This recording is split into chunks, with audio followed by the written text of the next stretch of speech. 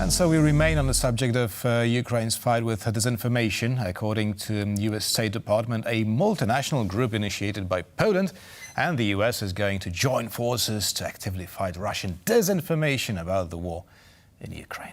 And so joining us now is Ivana Stradner, a research fellow at the Foundation for Defense of Democracy. She studies Russia's security strategies and military doctrines to understand how Russia uses information operations for strategic communication. Thank you so much for joining us in the studio tonight. Thank you very much for inviting me. Right, Ivana, so what do you think are the biggest dangers of Russian disinformation? To begin with, to understand how putting things in the information space, that's the most important thing, because for Russia, information is a weapon. And the Russian Minister of Defense openly claims who has information superiority is going to win this war. So that's the reason why Russia has spent tremendous resources on strategic communication, on their disinformation campaigns, whether to discredit efforts by the West in Ukraine, whether to pull Western societies over the elections that are going to happen in the West, whether in the United States, in the United Kingdom, or we just had elections in the European Union. There are also elections this year in Georgia and Moldova. So there are numerous ways that Russia has operated, but it's not only around the election times, it is also a broader picture of basically showing that the West is not a reliable partner, that the West has opened a new front in Ukraine, but also to organize chaos across Europe and the West to polarize societies even further. So having said that, this latest effort by the United States to lead along with Poland a mission to counter Russian propaganda, it is tremendously important. It is along with different other countries, including France and Germany and Finland and Slovenia, basically to coordinate their messaging. But I'm also very glad to see that NATO will be involved over there, because recently NATO actually published a report claiming that hybrid warfare, it is a very, very important threat to NATO's security. And the way that Russia operates, usually they're setting informational conditions before creating chaos. So we see that this important territory in the information space to Russia.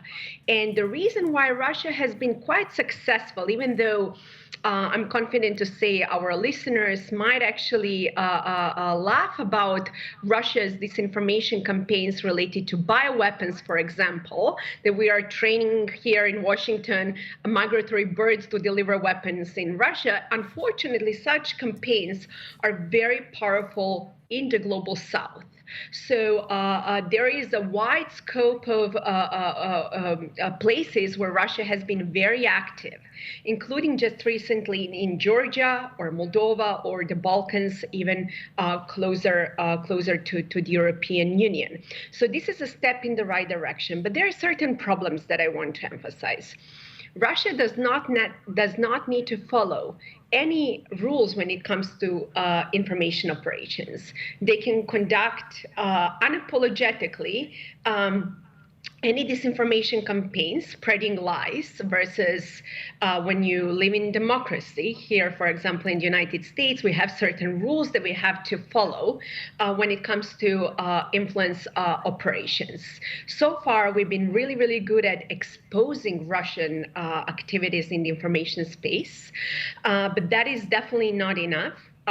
We have to also put Russia on the defensive, so their intelligence and military actually spend time, energy, and resources defending themselves.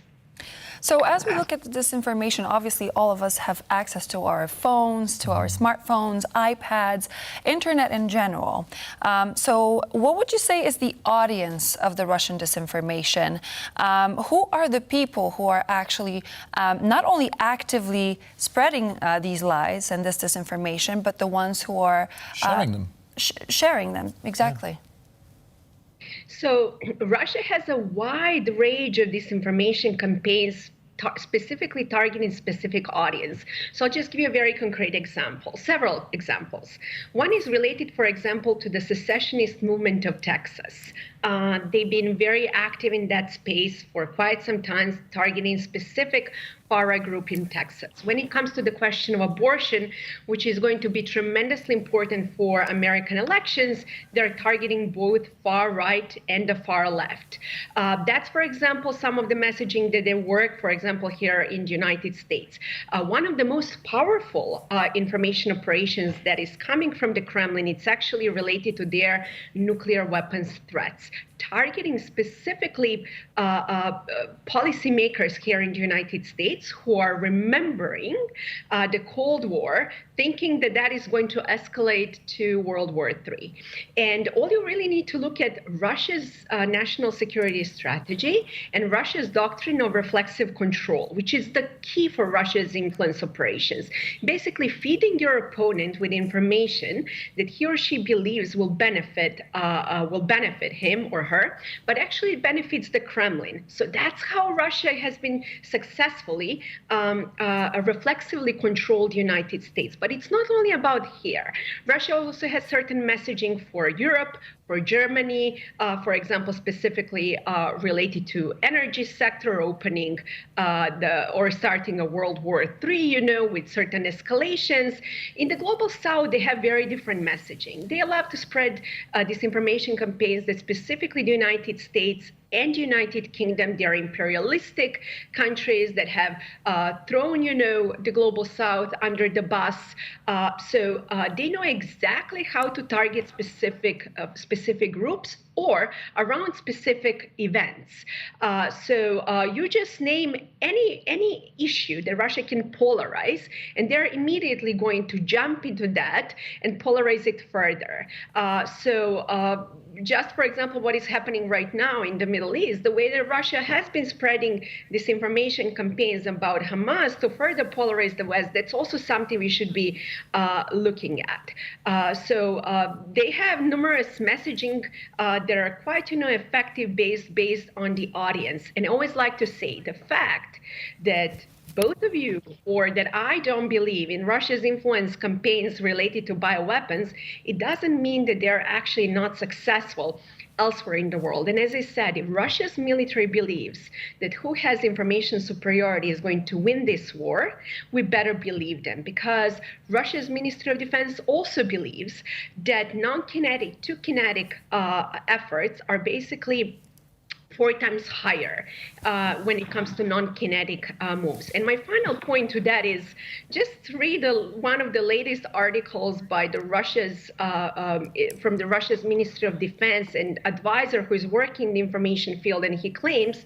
to paraphrase it, that the most important threat coming to the Russian society is actually in the information space, and he claims that this battlefield will not be won on the battlefield or in finance or economics. It will be won in the cognitive war. And that's precisely how Russia has developed both defensive but also offensive capabilities to make sure to completely win this war in the information space. And until... Yes, so let me interrupt you here, but how to do it? Because you said yourself that NATO cannot strike back at Russia in the very same manner, right? NATO obviously cannot spread lies and propaganda in Russia. So how to put Russia on this defensive side, as you called it? So to begin with, I'll just give a very concrete example. As we are talking, Armenia has claimed that they want to leave the CSTO, Russia's version of mini NATO. And the reason why they are leaving it is because Russia threw them under the bus when they asked CSTO for help when the conflict occurred with Azerbaijan. Putin didn't want to help. What a great opportunity to actually claim, well, NATO is growing and expanding. It's actually that Russia's mini NATO is falling apart. We do not need to spread lies, and we can use such messaging in the global south to tell them that being a Russian friend is actually not a great thing, that they will throw you under the bus eventually. Just exposing Russian propaganda and writing all those reports, it is important, but it's not sufficient. We also need to go on the offensive and to make sure, to put Russia's military and intelligence, so they spend, their time, energy, and resources defending themselves. So there are numerous messaging that we can use, but it's the question of whether we are willing to go on the offensive and to ditch that risk aversion. Because I'll tell you something, the Cold War was indeed won because of information operations. Think about all those amazing tools that the United States had used back then, including Radio Free Europe or the Voice of America or modern art or just filling the blank like jazz music. Nowadays, unfortunately, we cannot use culture to shape the environment because the rise in nationalism is high. So we need to use the truth to actually show who Russia really is, that it's not a reliable partner. Right. So if that's the way to deal with Russia, that's an interesting subject and a very important one because information is power. It is. It's definitely something to pay attention to. Ivana Stradner, Research Fellow at the Foundation for Defense of Democracies. Thank you so much for showing on the show.